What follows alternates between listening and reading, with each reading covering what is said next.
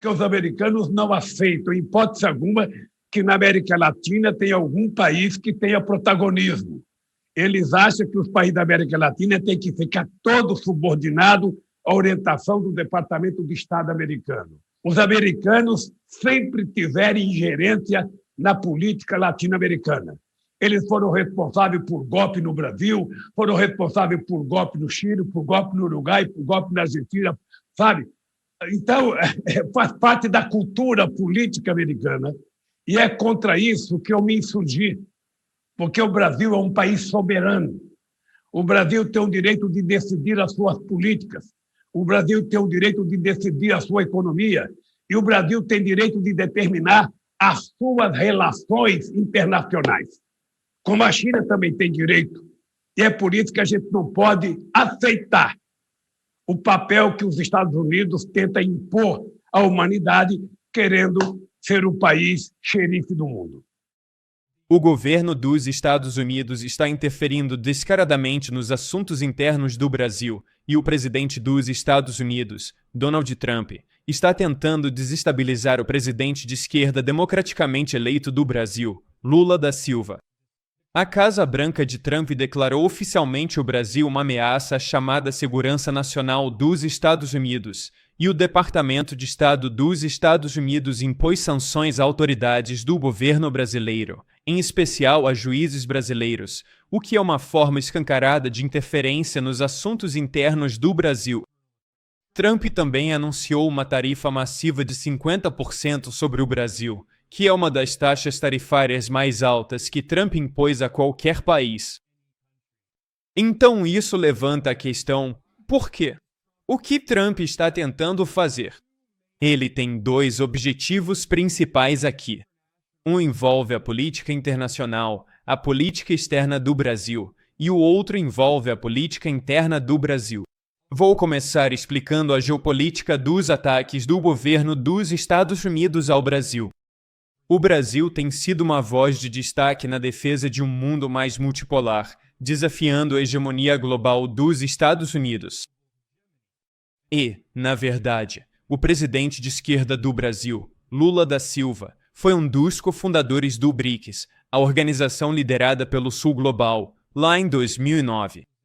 E, nos 16 anos desde então, o BRICS se expandiu significativamente. A organização liderada pelo Sul Global agora conta com 10 países membros e 10 países parceiros, e juntos, eles representam 56% da população mundial e 44% da economia global quando se mede o PIB pela paridade do poder de compra, ou PPP. Sob o governo de Lula, o Brasil tem desempenhado um papel fundamental ao impulsionar o fortalecimento do BRICS e dar mais poder ao Sul Global. Esses são os países que foram anteriormente colonizados pelas potências ocidentais, e eles representam a maioria global. E sob Lula, o Brasil tem se aproximado cada vez mais da China, que é o maior parceiro comercial do Brasil, e o Brasil mantém relações bastante boas com a Rússia. E Lula tem enfrentado a hegemonia dos Estados Unidos. Quando Trump ameaçou impor tarifas de 50% ao Brasil, Lula disse: "O mundo não precisa de um imperador. Os Estados Unidos não são o imperador global." Olha, o Departamento de Justiça americano, ou seja, orientou procuradores americanos participaram do meu processo. Vieram ao Brasil fazer reunião com o Ministério Público brasileiro. O juiz e o Ministério Público foram aos Estados Unidos discutir com o Ministério Público americano a discussão da minha condenação. Nós temos gravado depoimento de procuradores americanos festejando a minha prisão. A única explicação que eu encontro para isso, Eric, é porque o Brasil estava virando um protagonista internacional muito importante. A gente estava brigando para que o Conselho de Segurança da ONU tivesse mais países. A gente estava brigando para a gente construir um bloco muito forte na América do Sul.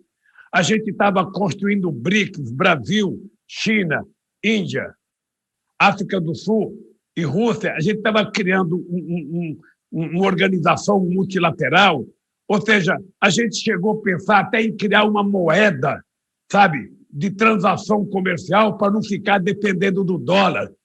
A gente estava vendo, por exemplo, o Brasil mantendo uma extraordinária relação com a China. A China passou a ser o primeiro parceiro comercial do Brasil.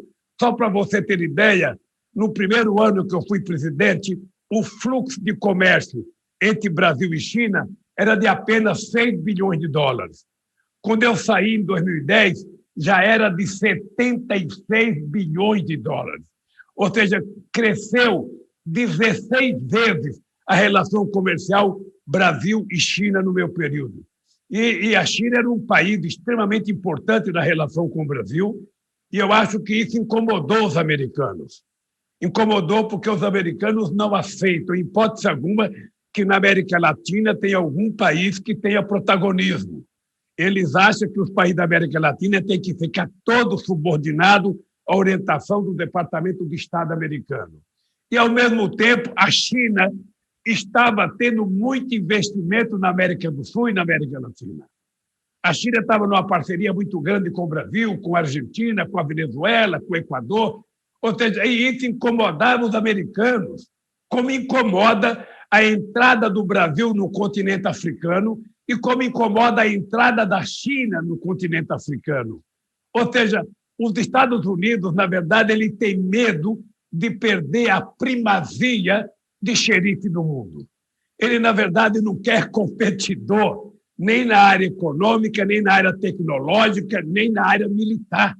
E o dado concreto é que o Brasil estava crescendo, o Brasil estava virando protagonista internacional, a China tem crescido e hoje, sabe, é um dos países que tem o PIB mais alto do mundo, a economia chinesa passou a economia americana e agora eles estão preocupados com, sabe, a evolução chinesa na questão do armamento, na questão do espaço.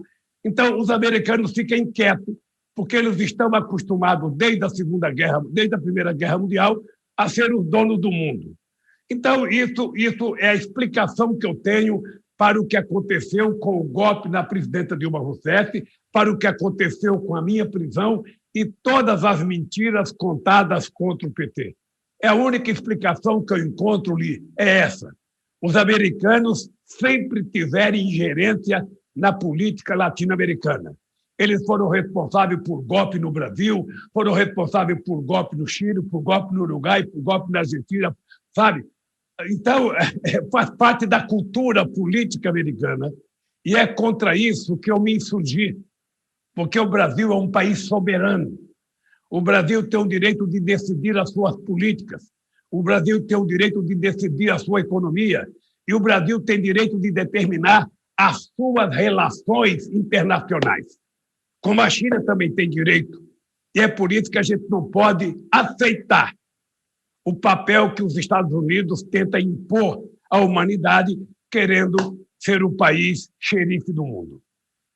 Este ano, 2025, o Brasil é o presidente do BRICS. A posição é rotativa a cada ano entre os diferentes membros do BRICS. E em julho, Lula sediou a cúpula do BRICS na cidade brasileira do Rio de Janeiro. E a cúpula foi um grande sucesso.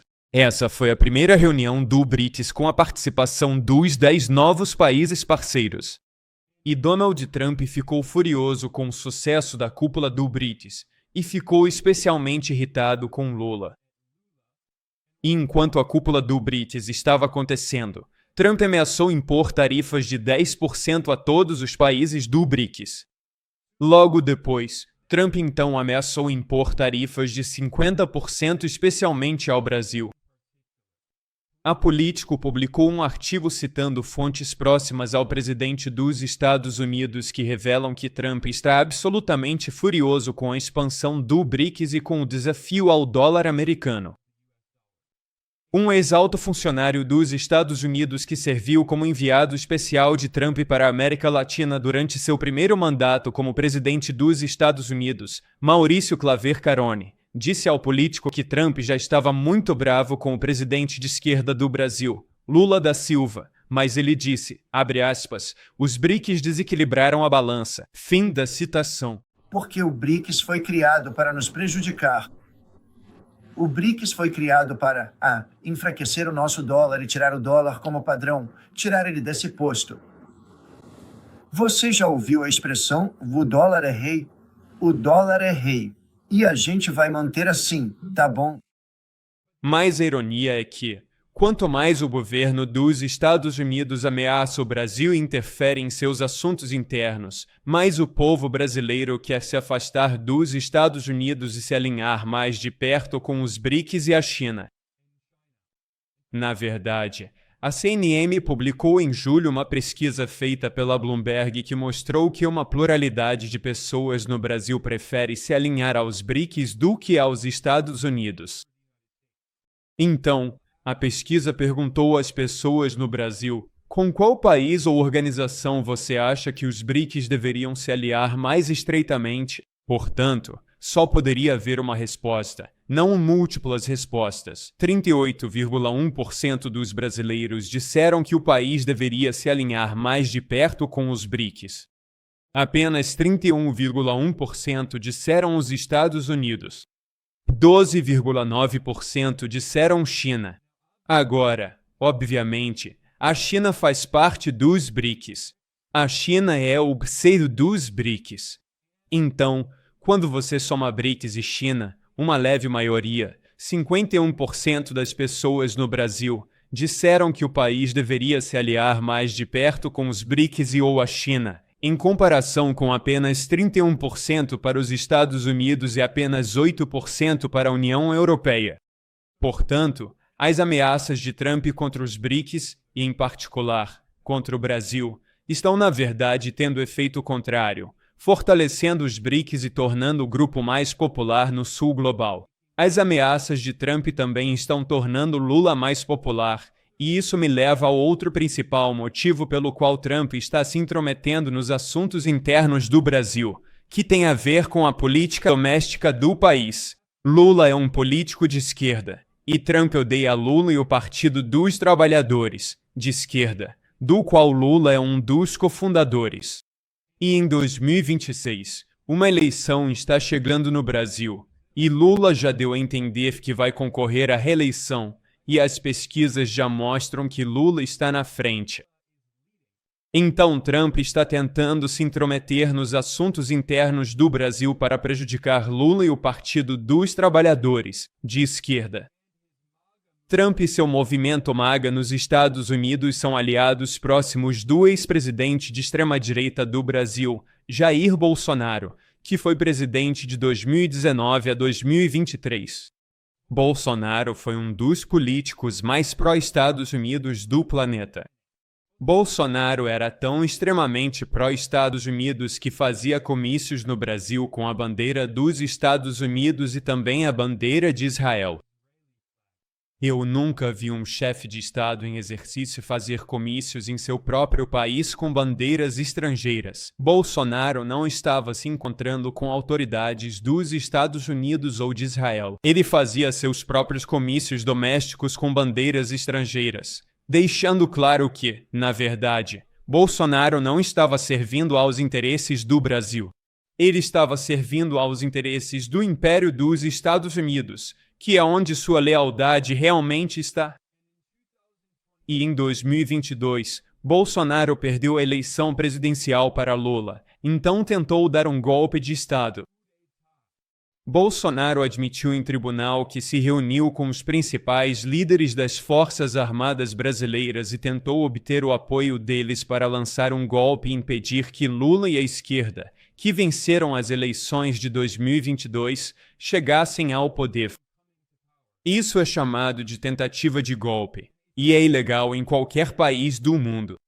Em 8 de janeiro de 2023, os apoiadores de extrema-direita de Bolsonaro lançaram um ataque violento na capital brasileira, Brasília, e invadiram o Congresso Nacional, o Supremo Tribunal Federal e o Palácio do Planalto. Isso fez parte de uma tentativa de golpe maior, e foi diretamente inspirado no 6 de janeiro de 2021, quando apoiadores de Donald Trump invadiram o Capitólio em Washington, D.C., porque Bolsonaro se recusou a aceitar o resultado das eleições presidenciais de 2022 no Brasil, assim como Trump se recusou a aceitar o resultado das eleições de 2020. Então, esses eventos foram muito parecidos. E, na verdade, algumas figuras importantes do movimento de extrema-direita dos Estados Unidos também estiveram envolvidas nessa tentativa de golpe no Brasil, incluindo Steve Bannon. Steve Bannon tem um movimento global de extrema-direita que ele chama de The Movement, muito criativo. E Bannon é um aliado próximo de Jair Bolsonaro e dos apoiadores de Bolsonaro no Brasil, conhecidos como bolsonaristas. E uma das principais questões que os une é a China. Tanto a extrema-direita dos Estados Unidos, Trump e o movimento MAGA, são anti-China. Quer dizer, os democratas também são, mas especialmente no Brasil. O movimento de extrema-direita bolsonarista é muito anti-China. Enquanto eu já falei que o Lula e o Partido dos Trabalhadores, de esquerda, são muito mais pró-China e pró-BRICS. Quando Bolsonaro fez campanha para presidente do Brasil em 2018, ele atacava constantemente a China e culpava a China. Como presidente, foi bastante anti-China em comparação com Lula e Dilma Rousseff. E claro, Trump iniciou a guerra comercial contra a China nos Estados Unidos. Claro, isso foi continuado pelos democratas e por Joe Biden. Não estou dizendo que os democratas são pró-paz. Não são. Mas Trump e o movimento MAGA são extremamente anti-China e, de fato, Steve Bannon, que foi o estrategista-chefe de Trump, e Bannon foi CEO da campanha presidencial de Trump em 2016. Bannon se gabou em 2018. Ele disse, citando, "Estamos em guerra com a China." Fim da citação. Então, ele se orgulha do fato de que os Estados Unidos estão travando uma guerra contra a China, e o movimento Trump vê o movimento bolsonarista de extrema-direita no Brasil como um aliado-chave na nova Guerra Fria dos Estados Unidos contra a China.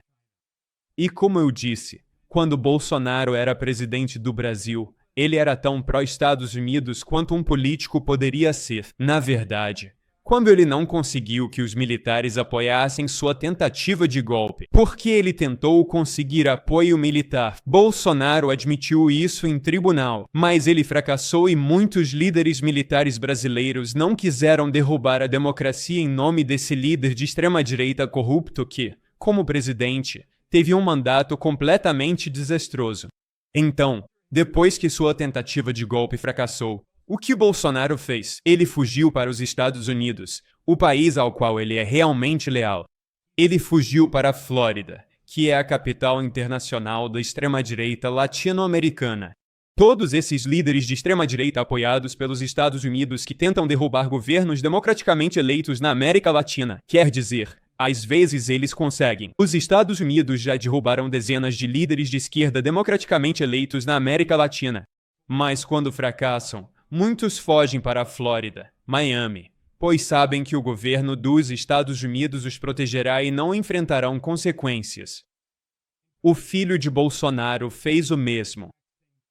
Então, Jair Bolsonaro era o presidente.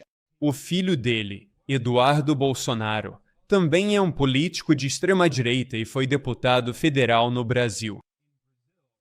Mas ele também esteve envolvido na tentativa de golpe fracassada e, quando tudo desmoronou, ele também fugiu para os Estados Unidos para evitar consequências legais no Brasil. Ele é um fugitivo da justiça. E Jair Bolsonaro, o pai, admitiu em uma entrevista que o filho agora está buscando a cidadania norte-americana. Ele quer que o governo Trump o torne cidadão americano para que possa se envolver diretamente na política dos Estados Unidos. A extrema-direita no Brasil e a direita latino-americana.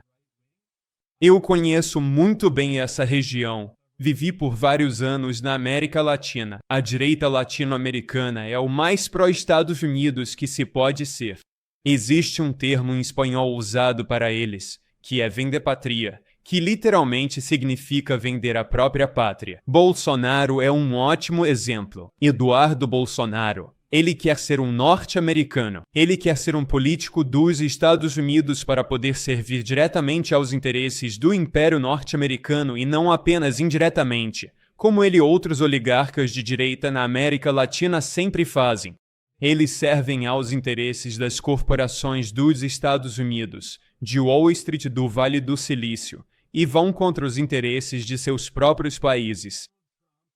E é por isso que Donald Trump está interferindo diretamente nos assuntos internos do Brasil para tentar apoiar o movimento bolsonarista de extrema-direita no Brasil e prejudicar o presidente de esquerda Lula.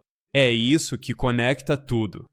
Claro, a política internacional e a política doméstica estão profundamente interligadas. E isso faz parte de uma tentativa do Império dos Estados Unidos de impor sua hegemonia sobre o Brasil, que é o maior país da América Latina. E altos funcionários do governo dos Estados Unidos sob Trump têm invocado a doutrina Monroe, uma doutrina colonial de 200 anos. Eles tratam a América Latina como o chamado quintal dos Estados Unidos e estão basicamente tentando colonizar a região para apoiar os interesses das corporações norte-americanas.